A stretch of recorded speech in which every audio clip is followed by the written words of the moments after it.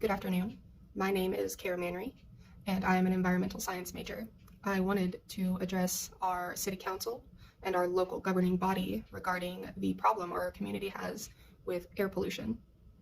This is a pretty large-scale issue, and it's going to require a lot of collaboration from multiple facets, multiple organizations, and numerous governing bodies. I wanted to begin unraveling the severity of this issue by addressing the health implications that poor air quality has on an individual. Poor air quality has definitive links to health complications such as cardiovascular diseases, stroke, pulmonary diseases, cancer, birth defects, and neurological issues. In fact, in our community, our prevalence of adult asthma is 14% compared to the national average of 3.60%. Our prevalence of diabetes is 11%, again above the national average of 10.50%. Our prevalence of death from lung cancer is 55 per 100,000, as compared to the national average of 34.8. I want to be perfectly clear that our higher than average health complications in our community can very easily be directly correlated to our problems with poor air quality. And furthermore, I'd like to address our at-risk demographic. The population that can be the most affected by air pollution are our elderly, our sickly, our children, and those who work within close proximity or work outdoors, those who work within close proximity to the air pollution.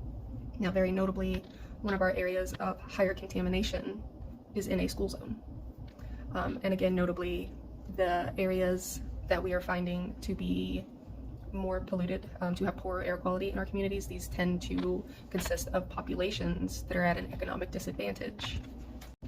This information may seem irrelevant, but that is why I had said that the issue is going to require collaboration from multiple facets of government and organizations. We will have to address the health issues, as well as some of the economic disparities, and as well as the problem at the root. The root problem is that we are producing too many emissions. The emissions within our community come primarily from industrial processes. In fact, the most polluted area in our community is directly within just a few miles of our power plant, LG&E. And that is directly, that is where the elementary school is. So we definitely need to attack this issue head on, and that is why I have developed a CRR plan. This CRR plan is intended to mitigate the risks associated with air pollution. Being that this issue is so pervasive and quite the undertaking, I'd like to use the analogy, how do you eat an elephant? And that would be one bite at a time. So I want to highlight that in my CRR plan, we are focusing on small goals. The ultimate goal is to improve the health outcomes of the people in our community, and the tertiary goal would be to improve our air quality. The first step, I believe, in achieving that would likely be to go ahead and address the tertiary effects of air pollution, which is to assist our community in obtaining the healthcare that they need for these health complications related to air pollution. And again, as I had mentioned, that the most economically disadvantaged are the individuals who are the most exposed to air pollution. We have to address that in our CRR plan, as we understand the hurdles that this population would face in obtaining quality healthcare. That is why I would like to loop in local agencies such as fire departments and any other agencies that may be willing to help free health clinics, because I would like to provide free quality healthcare to the most affected population that tends to have trouble seeking the healthcare that they need, being that they are economically disadvantaged. I would also like to offer services for transportation, in which we can loop in different agencies, maybe Uber or just our local taxi services. Perhaps we can work out some sort of situation where we can get a bit of a discount and provide vouchers for these individuals to be able to use these ride services at no cost to them.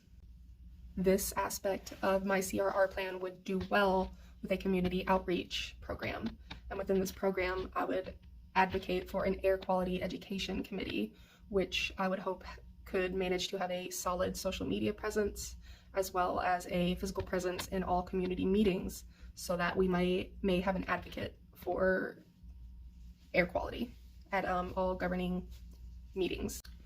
When addressing the problem of air pollution at its core, we would very likely focus on addressing emissions, which is where individuals like myself would come into play, as I am an environmental science major. I would have myself and other governing bodies work together to implement measures that may curb emissions, particularly from some of our industrial processes. I would work with local governing agencies because we can work together to provide these companies incentive to install new technology which can curb their emissions. We can begin implementing electric vehicles for our public transportation, and furthermore, we can start advocating for renewable energy. And again, this is a one bite at a time, so this does not mean that we would be doing away with fossil fuels. It simply means that over time, more and more of our power grid would be coming from renewable energy, such as solar, which would work very well in our geographical location. We may also benefit from other types of renewable energy, such as methane capture and stuff like that. As far as working with the local governing agencies, legislation is going to be one of our biggest, most effective tools regarding cutting emissions from industrial complexes. We can work some legislation in that can require companies to meet target goals of less and less emissions. Essentially, we can make it more expensive for a company to be out of compliance than it is for them to invest in the technology needed to provide cleaner energy with less emissions. And this does not stop at just power plants or anything like that. This goes for a lot of companies that utilize a lot of energy and have a lot of carbon emissions.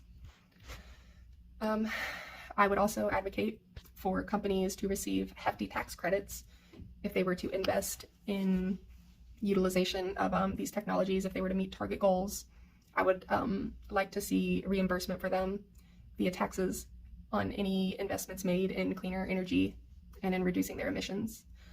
Essentially, really incentivizing them with financial means, as they are a financial company, and that is their end goal. We can work with them, we can work together. As I had mentioned, this is a huge undertaking. So when I mentioned some of the initiatives that would be the most effective, we need to look at that on a large scale with a very long timeline. I want to specifically note that this will likely take years and years and years to implement to a large scale degree, and that is okay. It is better to take one bite at a time rather than to leave it all to rot.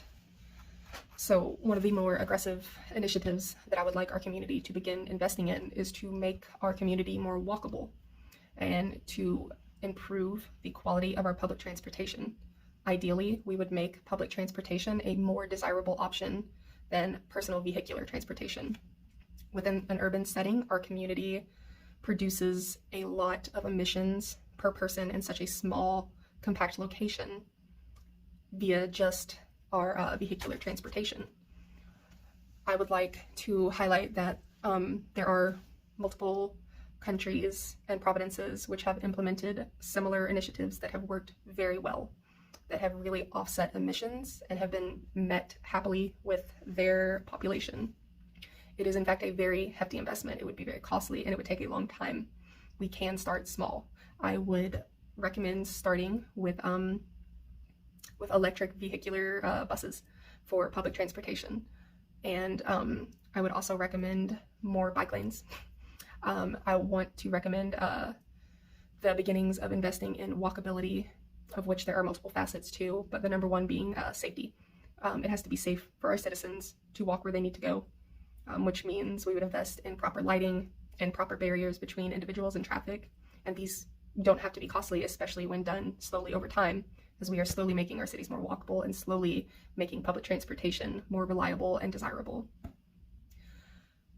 I just want to reiterate the severity of the issue at hand And I recognize that these initiatives are hefty, but I also recognize that they are very warranted. And there is significant data showing that these initiatives do work. If the goal is to reduce emission and to improve health outcomes, these are the things that do work for that. I would encourage the City Council and local governing body to look over my CRR plan and begin working with me. And I would begin working with you as we improve the environment for our population. They do deserve that.